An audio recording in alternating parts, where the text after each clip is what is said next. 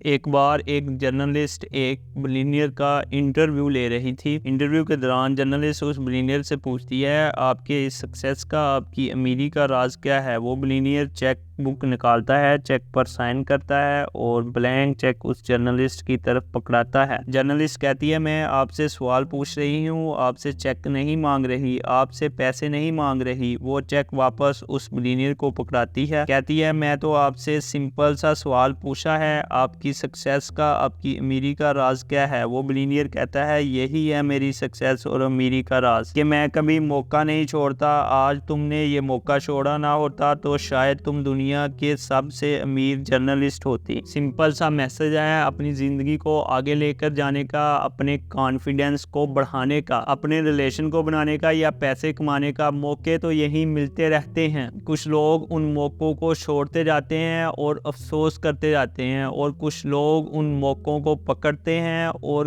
کر گزرتے ہیں۔ آپ سمجھ رہے ہو میں کیا کہہ رہا ہوں؟